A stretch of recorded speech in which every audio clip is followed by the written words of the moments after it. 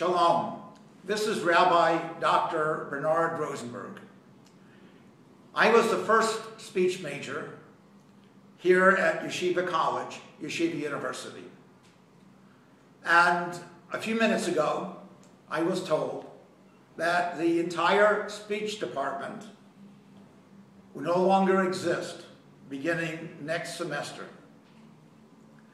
I cannot tell you how disturbing this is to me as the first speech major here at YU. I taught here in 73, 74. I taught here in the 80s, and I've been teaching currently for the last 4 years. So I'd like to make an appeal to try to save the speech department.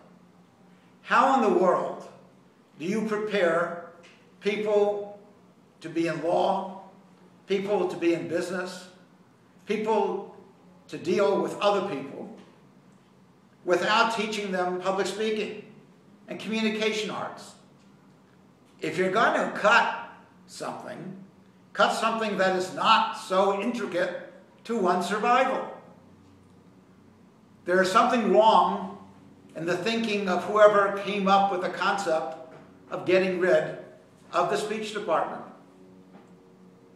So what do?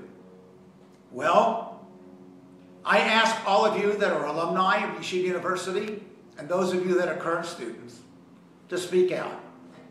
Alumni, start making donations and make them towards the speech department. The biggest problem is, obviously, and I do not have an inside track, is that Yeshiva University seems to be in deep financial trouble. We've been there before. So what do? The answer is we have to convince Jewish people and non-Jewish people who are now giving their money, basically the non-Jewish institutions, not to Yeshiva University, to start giving money to Yeshiva University. Do we want YU to fold? I hope not. Now, many of you know that there are students now going to Rutgers and Queens and other places because it's cheaper. Yes, it's cheaper, but I can guarantee you, because I teach at Rutgers, that it is not Yeshiva University.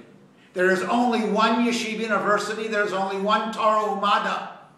We need to keep this institution alive. If we have to sell some of our buildings, then let us sell our buildings. But we cannot take away the education that makes us who we are. We no longer are the head of the religious world. We do not have rabbis in most congregations anymore. Maybe we should rethink this. Had we have had rabbis in traditional shuls, like we did years ago, we could have fundraising from those shuls. We have become so right-wing that we do not even place our rabbis in certain shuls.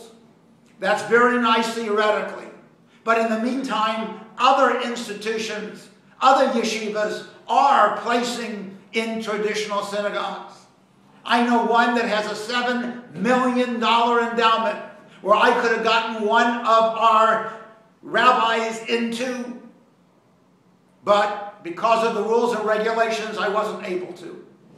I don't blame placement, but I do blame the philosophy of Yeshiva University today.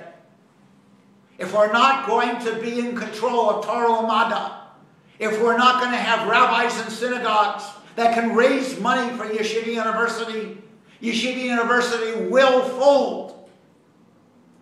I, for one, have been here since 1966. This is my home. My children have gone here. I want my grandchildren to come here. We have to fight. We have to get angry. We cannot let Yeshiva University fold. I ask you, get on the phones, start sending in money. But most important, speak out. Students, don't let this happen. Don't let Yeshiva University become a non-entity. Don't remain quiet. Do you not want to be able to speak? Do you not want to be able to communicate? Do you not want to be able to be in competition with all the rest of the great universities? Well, if the answer is yes, how do you get rid of public speaking? It's beyond stupid. So I plead with you, speak out. Go to the student council. Go to the president. Go to the board of trustees. But most important, if we can get this out to benefactors, stop giving all your money to non-Jewish institutions. Start giving it back to Jewish institutions like Yeshiva University. I have said over and over again, let's have a master's or a doctoral program in Holocaust education. But nobody wants to listen. $30 million was just given to Yad Vashem. Millions and millions of dollars are given to the Holocaust Museum. But we do not have many courses or a master's or a doctorate because we do not want to think outside of the box. Let's think outside of the box. Or you, my beloved students, your children will not have a Yeshiva University to attend. And that we cannot allow.